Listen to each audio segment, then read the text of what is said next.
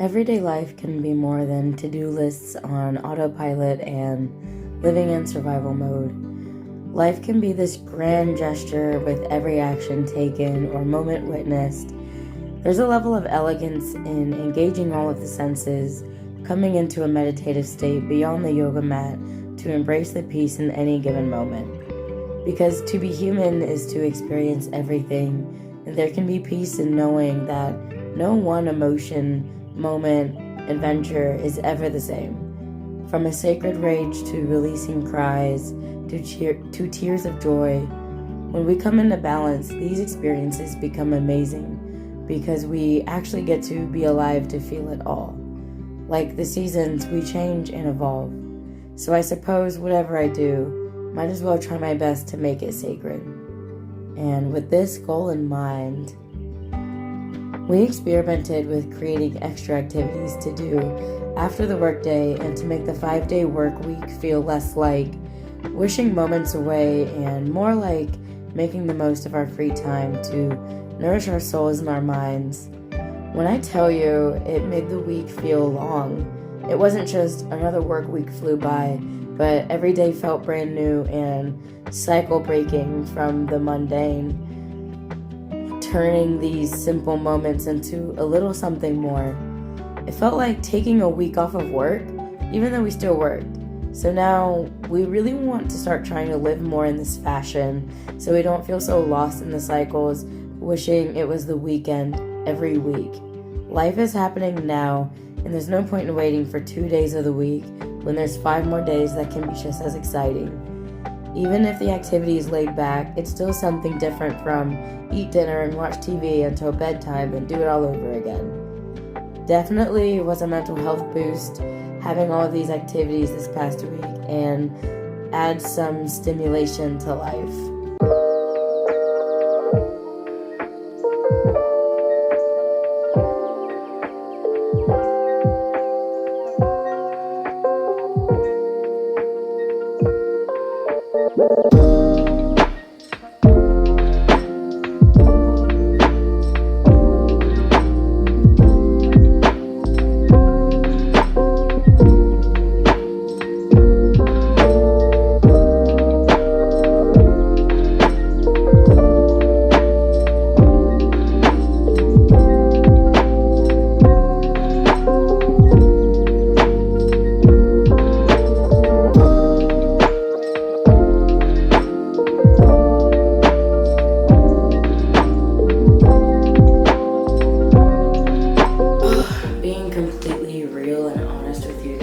I have not had the best consistency with my sauna this past week because this is the first week my allergies have really taken off.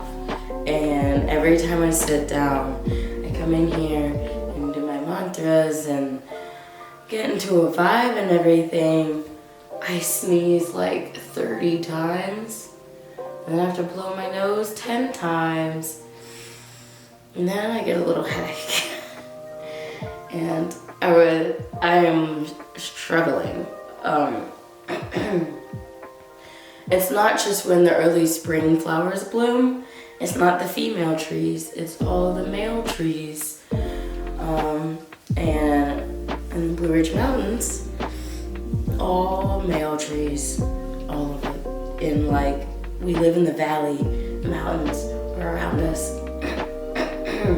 And in my brain, I just visualize when those trees on the mountain bloom.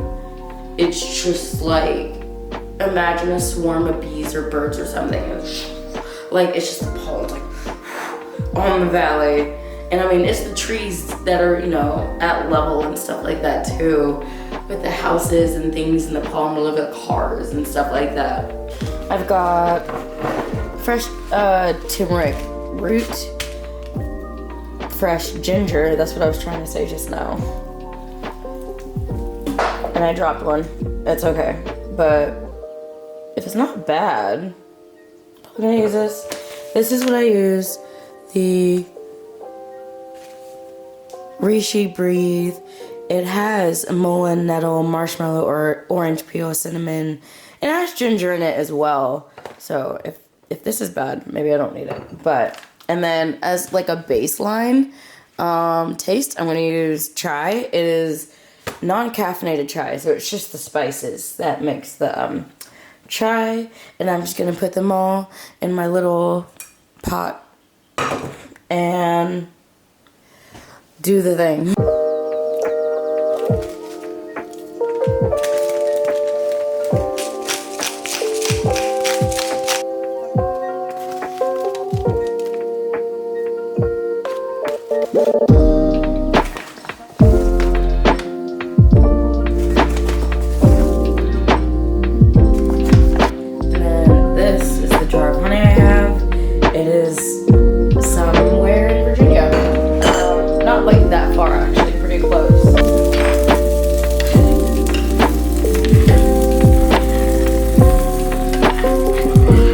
Sourced from Ayurveda, spring is kapha season, and for people with a dominant kapha constitution, if you want to know your body dosha, I will link a dosha test from Banya Botanicals.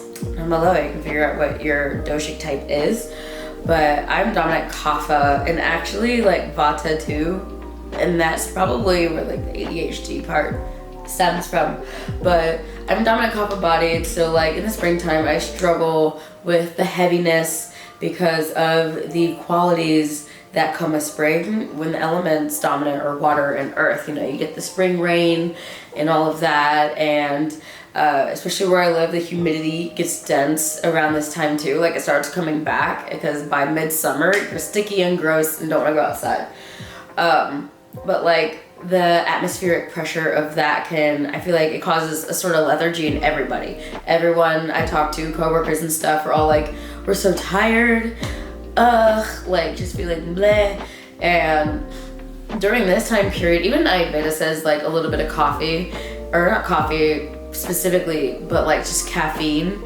Coffee without milk and sugar, but a little bit of caffeine to get the energy going can be good. I'm going the non-caffeinated route, so I try to get my energy from just sleeping properly, eating properly, not eating too heavy, not eating too dense of foods, and avoid dairy. Dairy can trigger inflammation of the body, and with pollen already being that external factor for inflammation, just don't want to take it in food-wise. And I try to make these teas because anti-inflammatory, stimulates digestion, gives me a little bit of energy too, and it's just like a good little morning ritual. And it's one way that I try to adopt more kapha pacifying lifestyle, because this is the time where it's like it's the hardest to resist. And I actually started doing intermittent fasting as well,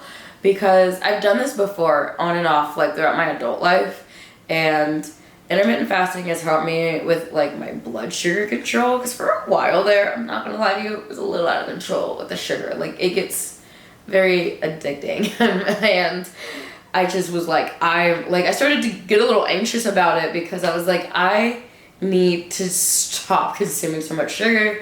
If I eat anything be from fruit, and that'll be that. And so I've been doing intermittent fasting all week. I don't even crave it now. It's helped my appetite, helped my energy, like stability, unless there was like one night where I actually like lost sleep, and that was during my ovulation, because I tend to have insomnia when I'm ovulating. So like I slept in a little bit, or just slept, I took like a nap, but for the most part, my energy is stable, blood sugar is stable, my appetite's also stable. And when I have that eating window and it forces me to think about the foods I'm going to eat, there's something about when you do intermittent fasting that like makes me want to just eat more intentionally too, because I'm like, I'm not just like, oh, it's my eating window, I can go eat like whatever I want, because I can, but I'm like, if I eat a snack that's like something kind of processed, I'm just kind of like, I'd rather be eating fruit right now. So like, I am also just adopting the food habits of eating like more whole food again. My food habits have been up and down over the last 6 months. I'm trying to get back on it. That's also my purpose for intermittent fasting. It forces me to have a routine with food, and forces me to think about what I'm eating, and just, I don't know, it's been helping me. So I'm gonna go put my tea in a cup now and do my sippy sip.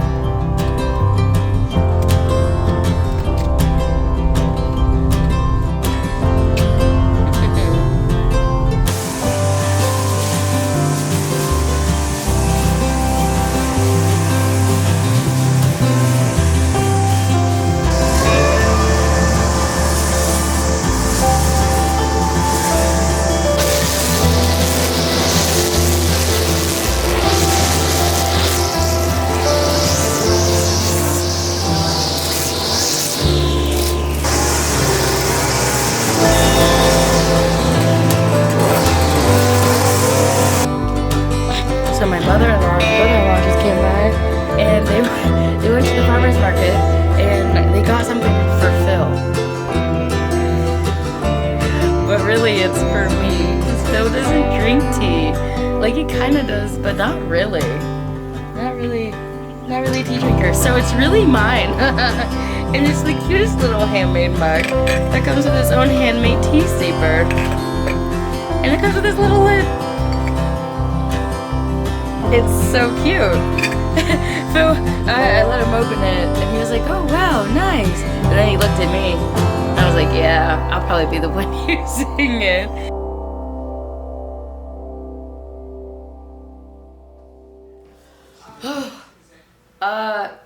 Just quick update through our day, I guess.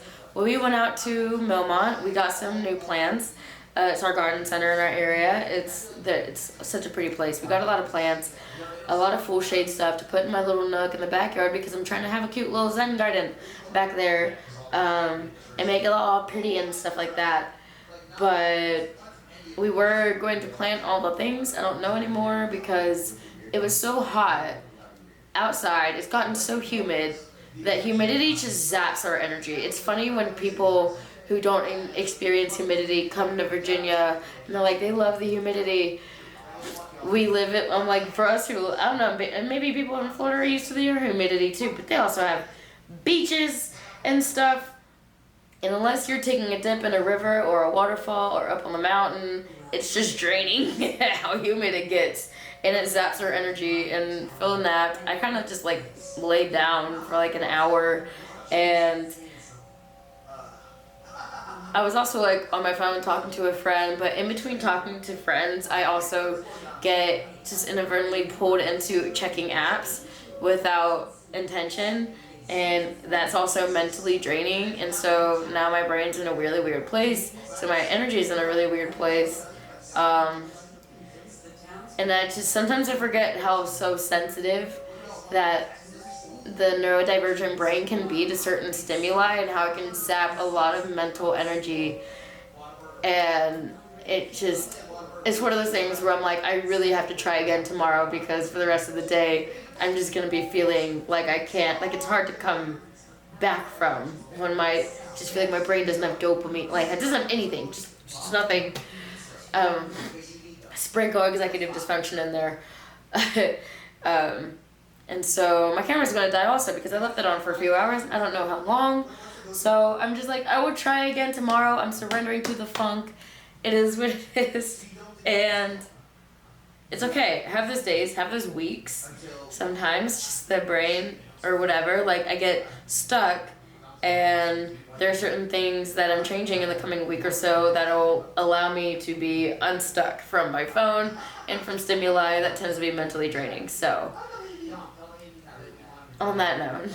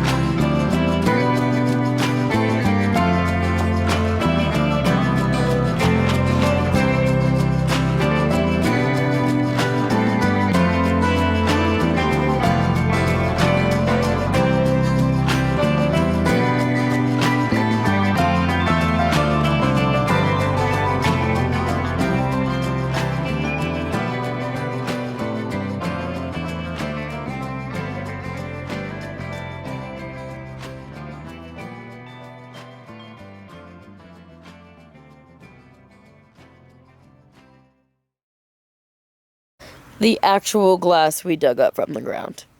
That's insane. This is why we can't be barefoot in the yard.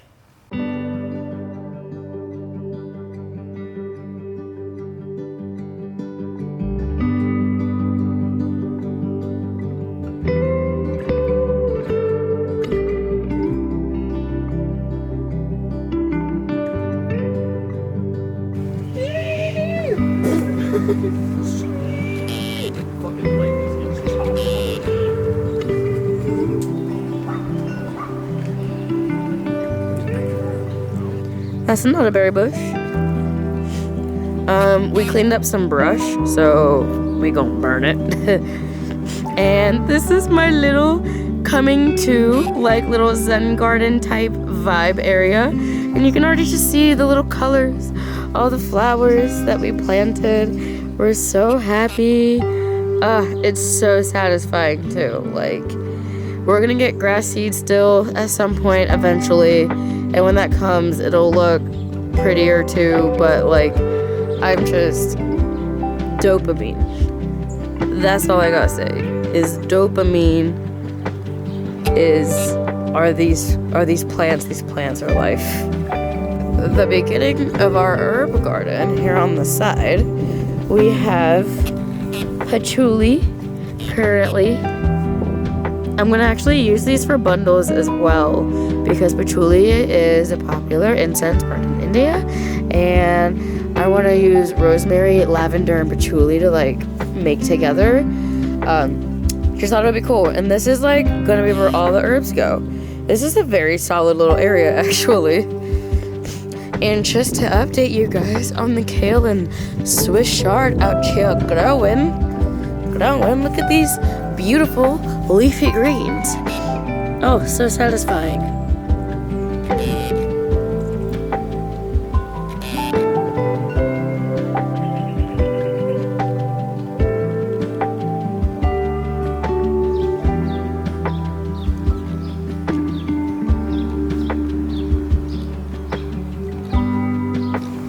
This has been a really satisfying weekend. I'm just happy that the weather is consistently warm.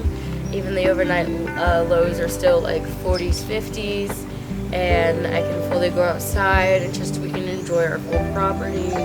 We've planted so many things this weekend, and even though yesterday like energy kind of fluctuated a little bit and was kind of feeling in a slight funk, today I feel like I kind of identified what put me in a little bit of a funk yesterday, and that was kind of being on my phone too much, that it zapped like any dopamine my brain could have produced and just made my energy weird and funky. But like today, Phil and I both woke up. Our screen time has barely been existent today. Like, we've just been present and reading and vibing and gardening and being with friends and hiking, and we went out to a cafe, we gardened. Our souls are just filled, and this is like a good note to end the weekend. Even though this doesn't mean that we can't have more peaceful moments, like you guys are definitely about to see me out here all summer, like all of the warm season, all of it. It's just gonna be a good vibe, and I'm just excited to watch our yard come together and just be cozy and beautiful, and just our own, it's like our personal little botanical garden almost, or like arboretum maybe. But I'm gonna go ahead and end this episode of my life here. I thank you guys for watching and tuning in, and I hope you guys have a abundant, prosperous, loving, easeful, peaceful week ahead. I'll see you guys in my next episode. Om Shanti, Shanti, Shanti.